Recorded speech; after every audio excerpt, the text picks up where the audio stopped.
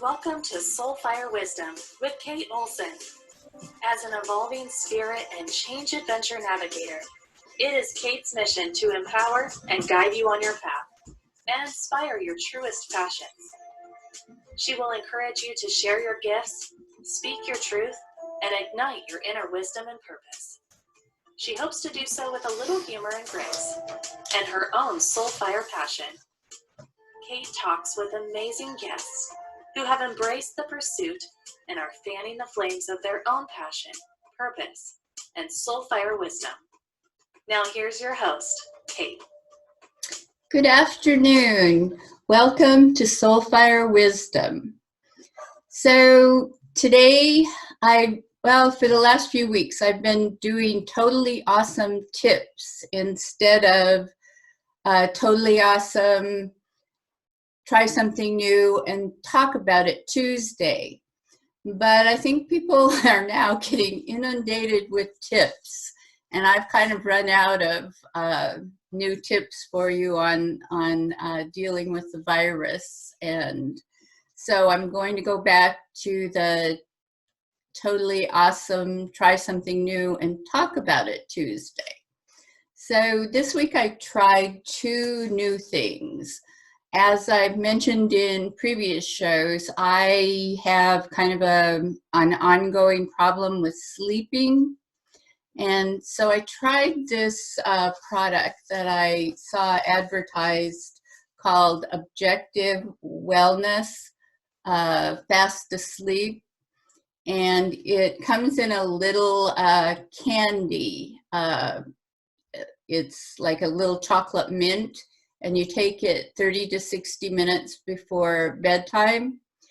And what it has in it, instead of melatonin, which they've found that a lot of people either can't process or it just doesn't work right for them, it doesn't cause them to sleep, or maybe it's that their system isn't processing it, one or the other. But they use saffron instead of the melatonin. And so I have to say it has been working for me. I've been sleeping longer and felt like I've been sleeping more deeply. So a thumbs up for the saffron.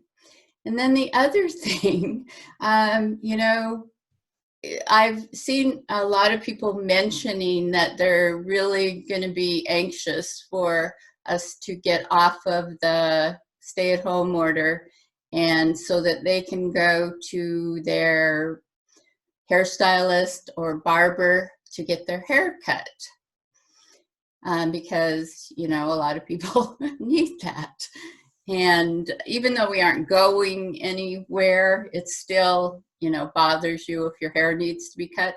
Well, I got my hair cut just before we were locked down.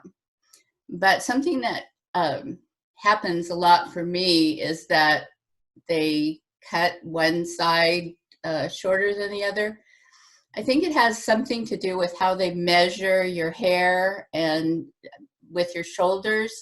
And apparently my shoulders aren't even. So they frequently get one side cut shorter than the other. And a lot of times I'll go back and have her even it out, but I couldn't go back this time because of the lockdown and they were not working. So I tried it myself.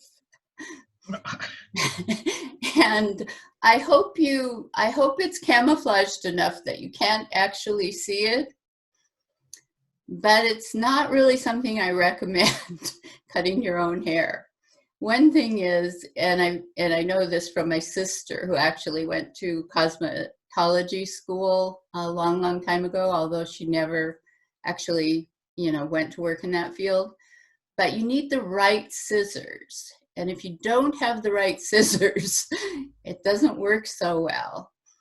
And I cut a big chunk out that I'm hoping you can't see, but I can see, and it is really bothering me. So I'm one of those that's waiting for the lockdown to be over to get my hair cut. I'll be very glad to see my hairstylist. So we have a great show planned for today. My guest is Barbara Krauss, and Barbara is a storyographer. Her work is an organic blend of creating and writing stories, gathering stories of others, and giving them a voice.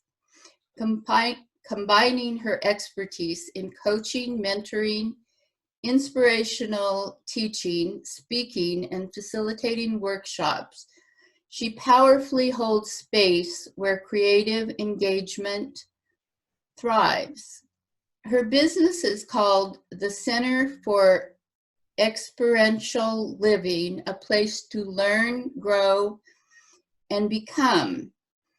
It's a place for creativity, playful bantering, a space to simply hang out and be your essential, authentic self.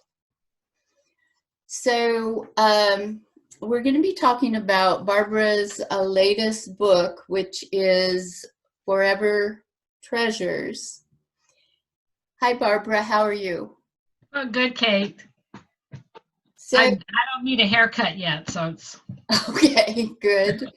It's a lot easier to cut really short hair. My sister told me that I trim around my ears, so that's my sister told me that she cut both her hair and her husband's hair, and she said his turned out a lot better than hers because it was, who I feel really sorry for are all the puppy dogs that are running around that need regular grooming.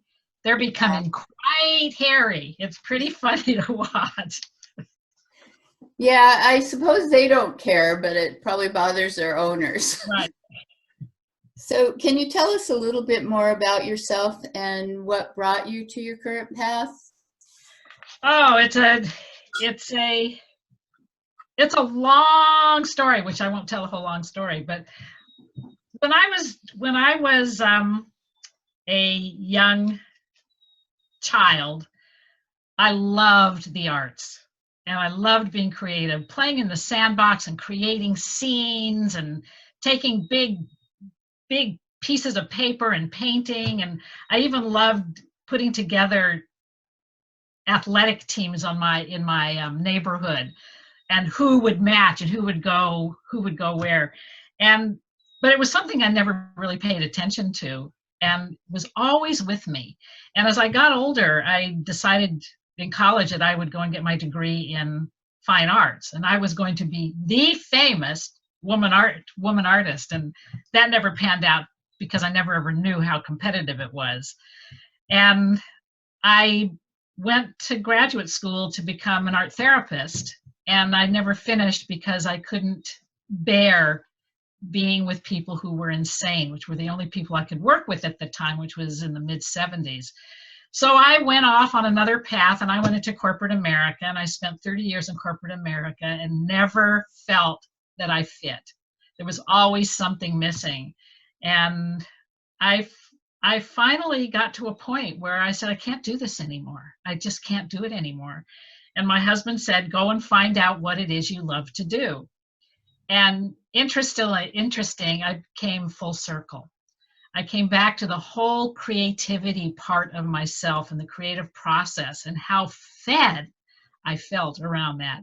So I took all of that. I took a couple certification classes to become a creativity coach and have taken it a little further, and I got back into my writing and became a writing coach, and it's just morphed into what it is right now, the Center for Experiential Living. And so my approach is that I have a deep belief that being alive is an art, and every day we wake up we get to create a new masterpiece. And so here I am. So how did you come up with the book idea, your latest book idea? Where did that come from? Okay, would you like to see the book? Yes. Okay.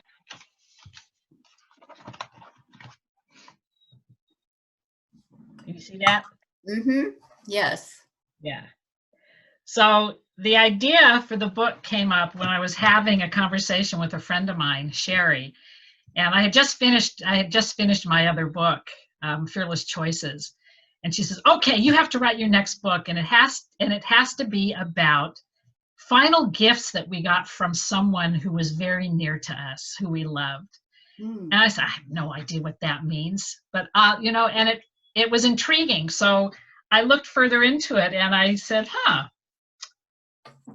final gifts, and trying to think of what final gifts I had received from someone. We were talking about my parents, and I said, all right, I'm just going to send out an inquiry to people, my email list, inviting individuals to write stories about someone who is no longer here, who gave them a gift, and it could be tangible or intangible. And things started coming in. And so the book just came through a conversation that I had with Sherry. Oh. And then it became what it is now. And I changed it to Forever Treasures because I got thinking, these gifts that we get from those people who were so near and dear to us are not final. They are these forever treasures that just by us sharing their stories, that we allow them to live, we allow people to experience the life and legacy that these people have left. So we continue with their stories. So they're forever treasures. Yes. And I discovered that for myself, that the treasure kind of evolves. I got one of those emails that Barbara sent out, and so I'm page 27 in her book, and I had written a blog about a letter that my mother sent me about 6 months before she passed away. And that was, like over 20 years ago. And it kind of evolved in 2012 when I tried to find that letter. And I never did actually find that letter, but I came to realize that what she had written in the letter was the real gift. So, yeah, I realized that evolution. Yeah. And quite a few people who wrote their stories responded to me saying how cathartic it was, that they didn't really realize how much they were holding for that person, the love and the forgiveness, if the forgiveness needed to happen, but how wonderful it felt to be able to be an expression by telling their story about what the gift was. Exactly. So who is the main audience, do you think, for your book? I'm finding that the main audience are people between the ages of 45 and probably, I'm thinking the one in the 80s, early 90s. I mean, it's a period of time when we start thinking about who we are and how much longer we have to live and what we've accomplished in our lives. And as we move, mid 40s is when that questioning starts happening. And then as we move through, the questions start getting larger and more juicy. And what is it that I have contributed? What is it that I have learned from other people? So it's interesting because people who wrote in this book, the youngest person is 23. The oldest person is 95. Wow, that's a big range. Yeah. I think it would probably differ, because some people have losses very early, but most people, it is a little later in life when you have lost people that you love and, are thinking about them. Right. So I think probably the median age is probably mid, like 50s to mid 50s, probably 50 to 65. But I can't even say that for sure because it's of such interest to so many people. Yes. So how did you find, well, you kind of said that you found the writers among people that you already knew? Yeah, well, there are people that were on my email list and on my on all the lists that I have. I probably sent out close to 400 emails. Oh, wow. So how many actually contributions do you have in your book? I have 86. Oh, wow. Yeah, I remember when you were finished and then you decided to add some more. So Yeah. yeah. So this might be a difficult question or it might be an easy one. I don't know. So why is the book important?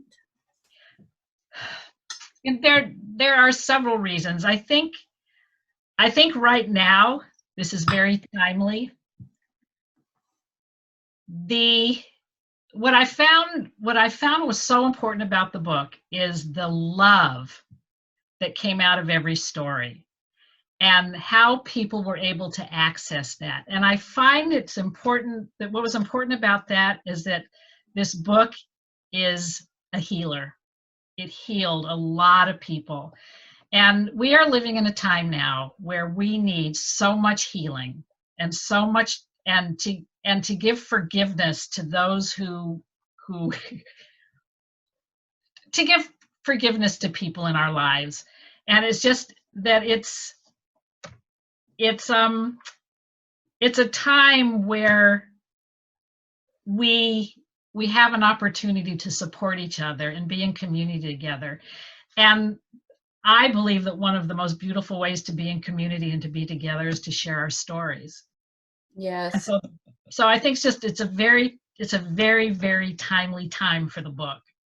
And that's why it's important. Also realizing, something I realized, and I think probably a lot of other people too, is those things that you have to forgive or those things that were adversities, there's always a gift in that too, like it, not good. Oh, it just went out. Oh, it did? Okay. It makes one half of your face dark. Yeah, that's why I turned it on. Oh, I thought you were turning it off. No, it started flickering. So I hit it and then okay. We're good. Better. So, yes, even though, the things that you might think a person did wrong toward you or made your life more difficult, they also give you a gift in learning and strength. Mm-hmm. So realizing that is a big part of that process. Yeah, definitely. So what kind of direction did you give the contributors? I left it pretty open, but what I asked was if the invitation was to write the story about a gift that you received, tangible or intangible, from someone who is no longer here, who you deeply cared about. But I also know that just by throwing that out there sometimes can become overwhelming and people say, I don't know how to write, which is very normal with a lot of people. So in the email, I actually wrote prompts. So I gave sentences for people to finish it, to begin to start writing their stories. And I know that with my work in helping people write, that those prompts are very, very powerful in beginning the creative process, the creative thinking to start. So I remember from last time when we talked, those prompts are very powerful. Can you tell us some of those? Oh, something simple like, I remember when, thinking about the person who you want to write about. I remember when blank. I remember when blank. I remember when blank blank and blank. And you fill in the blanks, and the blank can be 1 word, it can be 20 words. But something as simple as that. When I think of, let's say your mother, when I think of my mother, it reminds me of blank. So it's Yeah.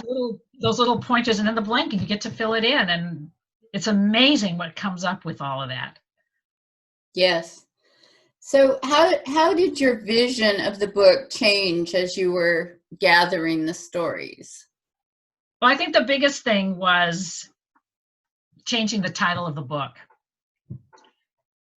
For when I said it was Final Gifts, Mm-hmm. and changing it to Forever Treasures, and the name of the book changed. I had a dream about it, so that was cool. About the change.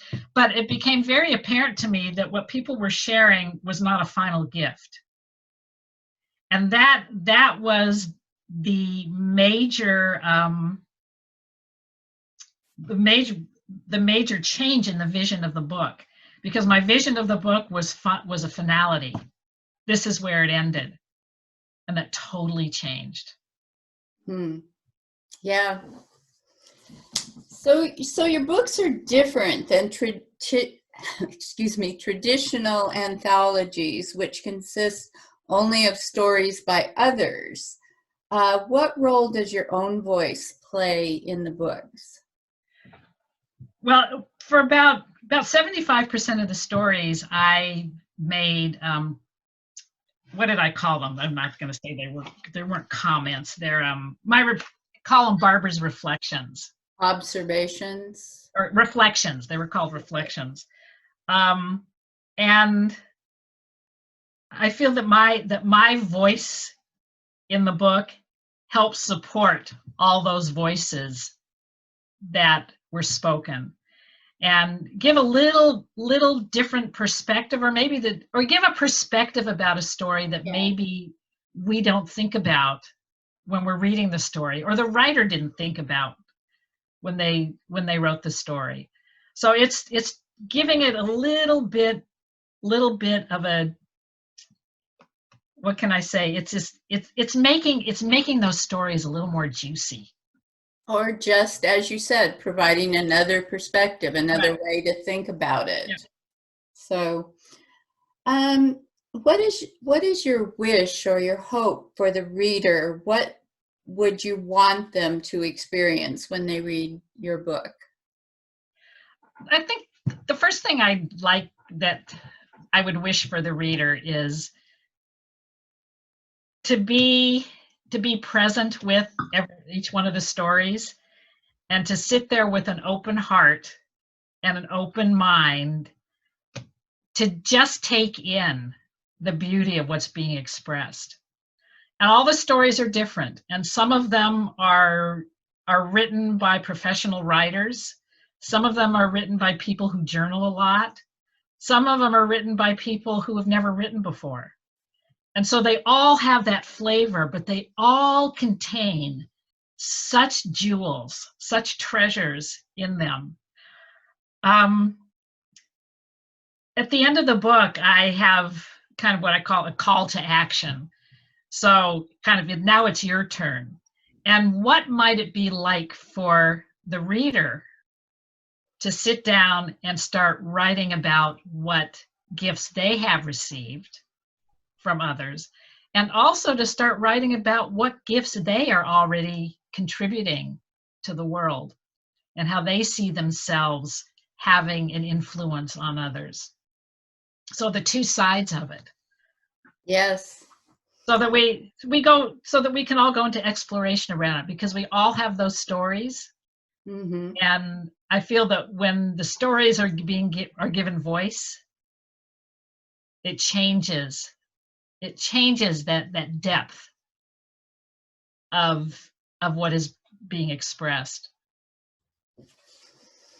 So, what you learned, or what has been the greatest gift that you personally gained in collecting and writing your two books, or collections with stories. The two anthologies. I think the greatest gift was, number one, is that people entrusted me with their stories. That was a great gift, and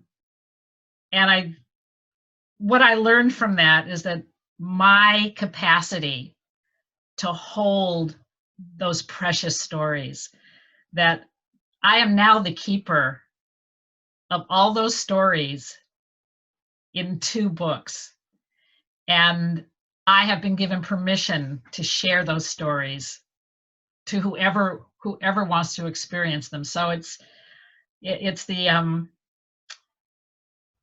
that the capacity of being able to hold that, and the gift that I've been given, and the trust that I've been given to do so. Okay, yes. So do you see yourself continuing writing in this format, or do you have other projects in mind that you would branch out in other directions? I love this format. So I could very possibly do another one like this. I have no idea what it is yet. This one was they both were, but it was a lesson in patience, and that I wanted to get this done. This book was supposed to come out last November. Yeah. And it didn't want to be seen yet. And so you talk about lessons. I had to give up and say, okay, book, you know more than I do. I'm going to let you take the lead, and it will come to fruition when it's time. So it took 2 years for this book to from the day I started it to the day I finished it. It was just about 2 years, a little over 2 years. So I love this because I love collecting stories. I love helping people tell their stories. The other thing that I love doing is, well, one of the things that I've started doing through this is that I've started working with people, helping them write their living eulogies. And so with the thought of, maybe that's the next thing. Maybe that's the next collection of stories that are waiting to be told. But the whole idea of telling our stories, writing our own living eulogies, while we're alive, so that we get to tell the stories that we want to be told. So that could be the next one. I don't know. Yeah, it could also be how to plant lettuce. I don't know. I have noticed a lot of people thinking about the legacy that they will leave. Yeah. What else do you do when you aren't writing or collecting stories? I'm an artist, and I'm actually, right now, I'm being trained to be a docent for Bellevue Arts Museum. Ah, okay. With my love of being able to talk about and be with artists, being with art, and also being able to help tell the stories of those artists, and hearing people's stories as they relate to the art. So I'm doing that. I do an enormous amount of travel, although not lately. We'll see the next time we travel again, but yes, hopefully that time will come. I know.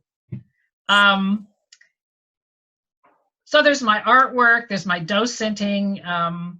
I'm a ceramicist. I've taken up ceramics, which has been an incredible learning process. Talk about patience, the zen of throwing a bowl. That's I'm very politically active, and I love to cook, and I'm an avid exerciser and walker and hiker, and I garden. We're just getting ready to plant our vegetable garden. So there's a lot of stuff that I love doing, and it all seems to center around being in my creative essence. Yes. Yes. So, yes, how I met Barbara was at a speaking workshop. And I remember at that time, she actually had another business, and that business centered around creativity. And she sort of changed and evolved and expanded that Yes. to, but everything revolves around the creativity. Right. So, we're just about out of time, but if you could leave the listeners with one thought from today's show, what would you want that to be? Oh,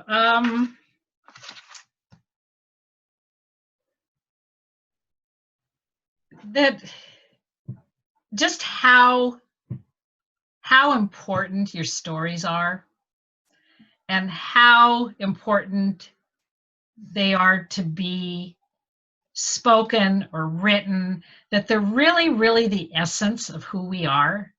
And we are the ones that know our stories better than anyone else. And they can be happy stories or sad stories or scary stories or enlightened stories, but to really be in that joy of being able to express ourselves in story. And I said it at the beginning, that being alive is an art. And every day we get up, we get to create a new masterpiece, and we get to create a new story. Mm-hmm. Yes, and it's creating who we are too. Mm-hmm.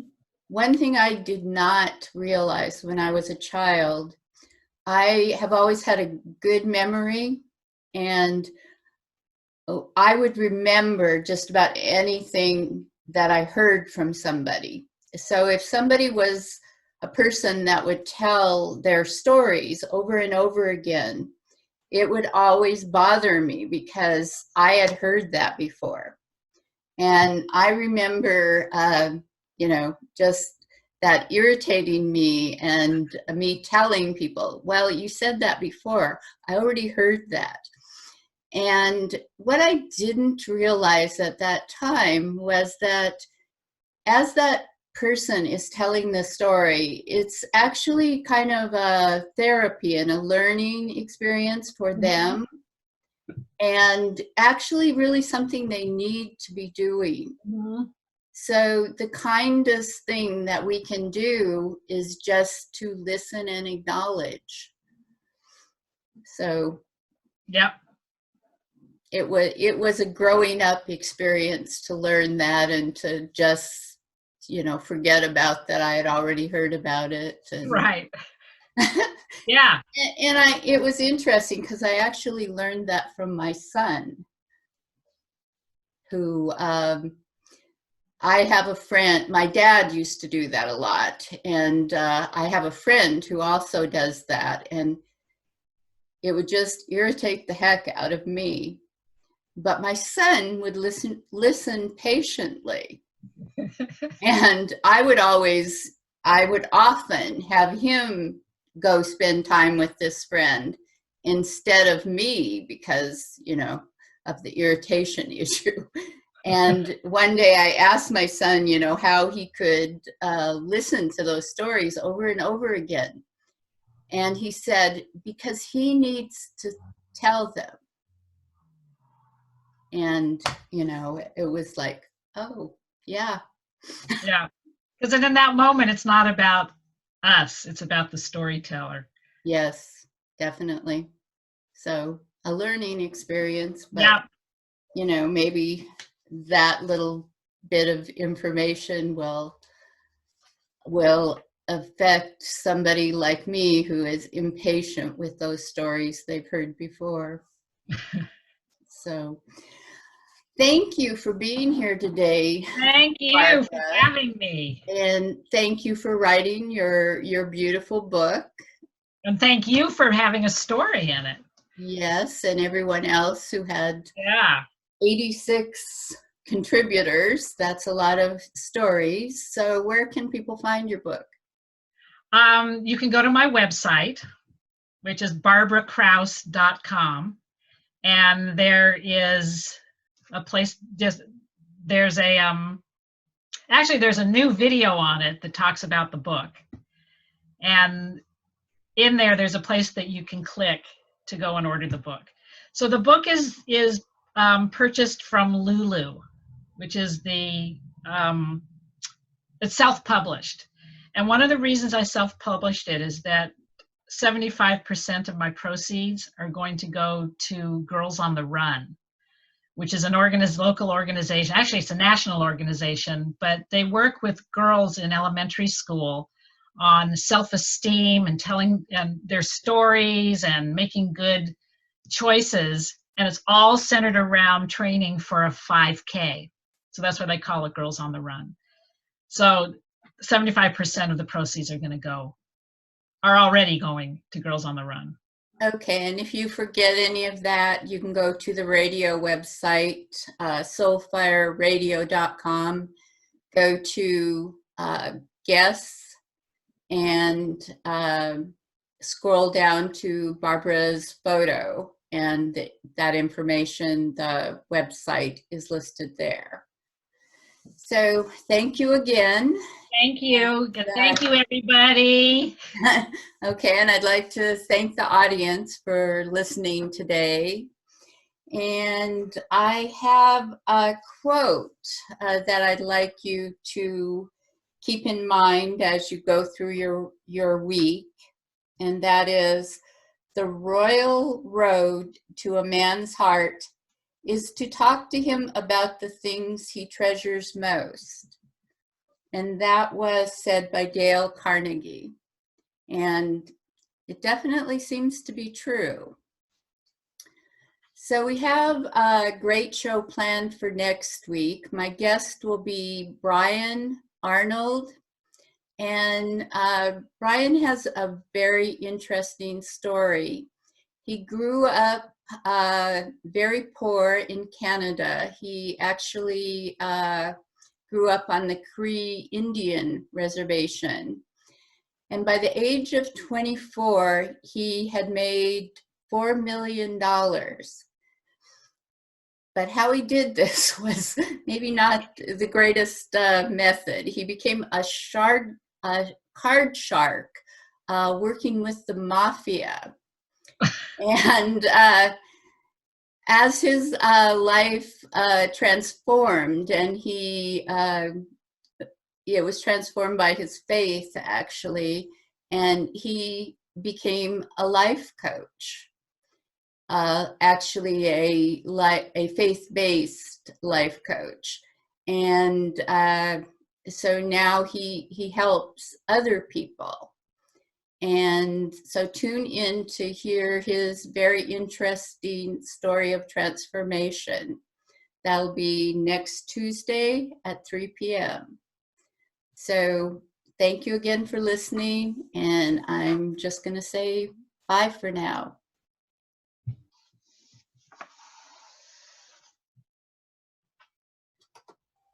Thank you for listening to Soul Fire Wisdom with Kate Olson. We hope you enjoyed the show.